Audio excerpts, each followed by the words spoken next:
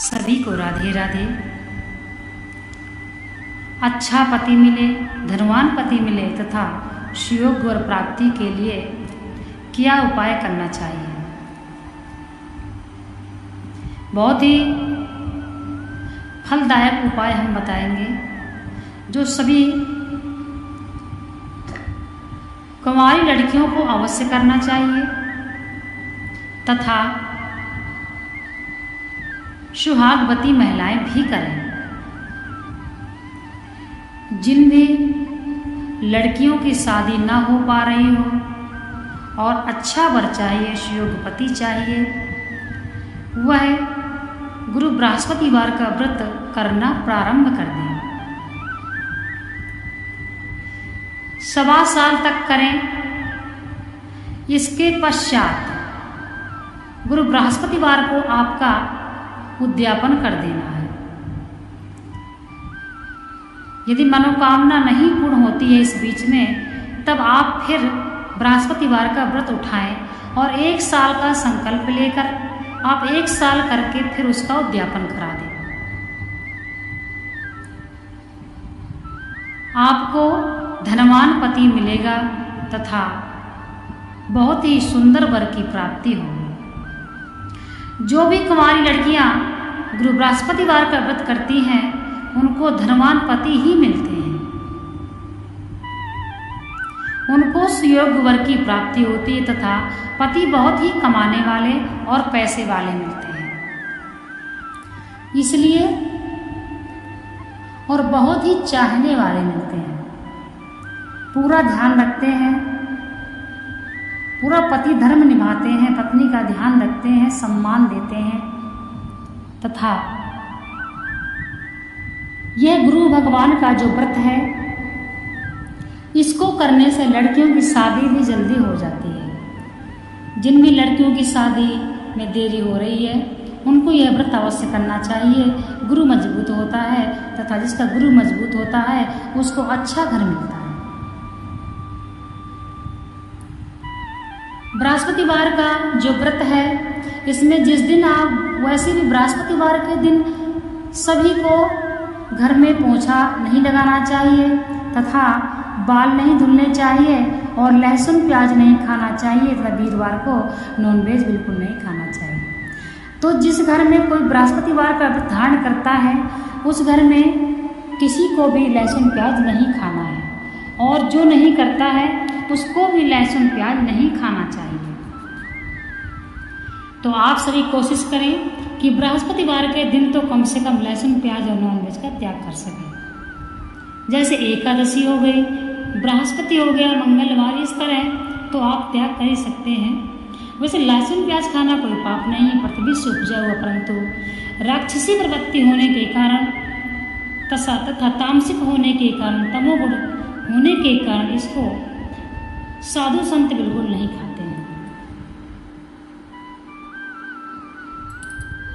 तो गुरु भगवान के दिन आपको क्या करना है कि जो भी बृहस्पतिवार का व्रत रखना चाहते हैं उनको एक केला का वृक्ष गमले में लगाना चाहिए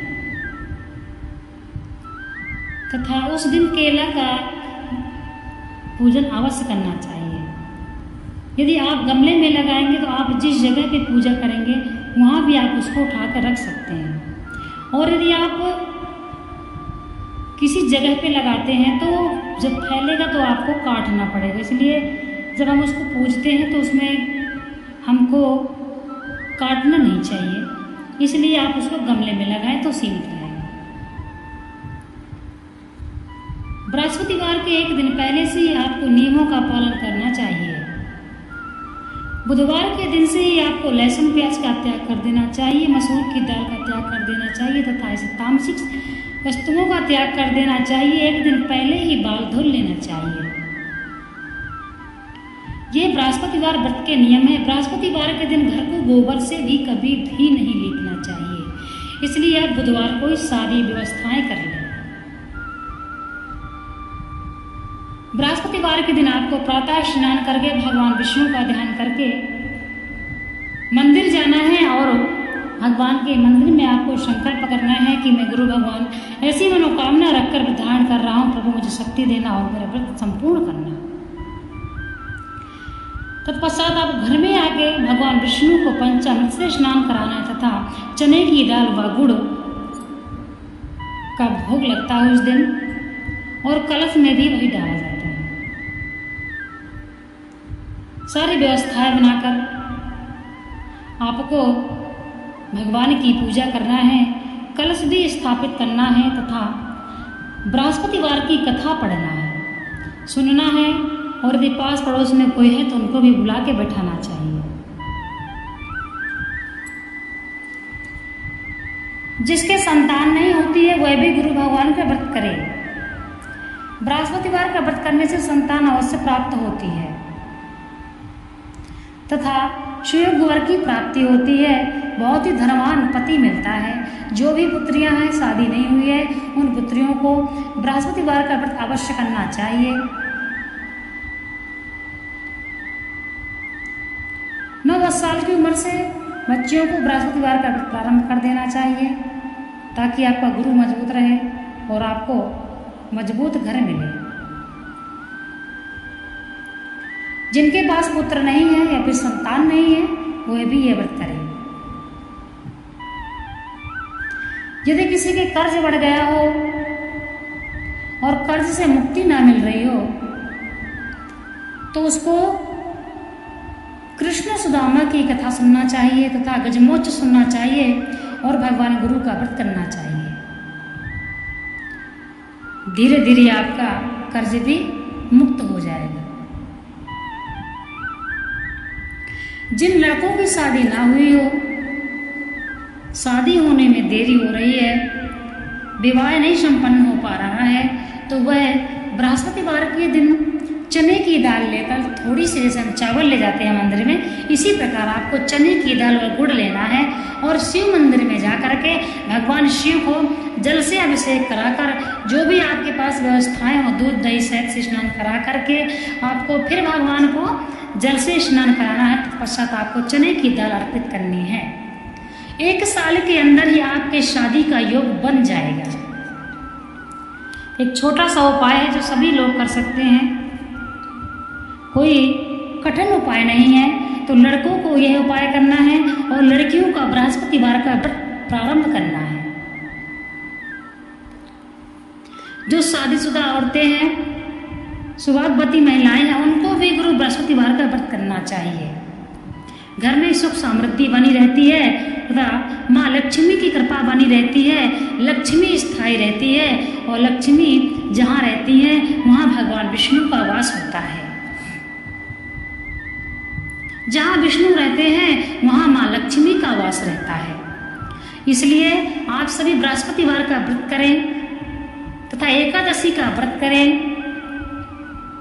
इस प्रकार से आप को व्रत करना चाहिए। जिन लड़कियों की शादी नहीं हो रही है वो सोमवार का भी व्रत कर सकती हैं, उनको भी सुंदरता सुयोग्य समझदार वर की प्राप्ति होती है। चाहे बृहस्पतिवार का व्रत करें चाहे सोमवार का व्रत करें। 16 सोमवार का व्रत करने से जो भी आप मनोकामना अपने मन में रखकर करते हैं वह अवश्य ही पूर्ण हो जाती है। आप चाहे 16 सोमवार का व्रत करें, चाहे बृहस्पतिवार का व्रत करें, चाहे आप हर सोमवार का व्रत करें, आपको एक ही फल मिलेगा। जिसने कुंवारे में बृहस्पतिवार का व्रत किया है उनको धनवान पति ही मिलता है। आप भी करिए, भगवान विष्णु आपकी मनोकामना अवश्य पूर्ण करेंगे।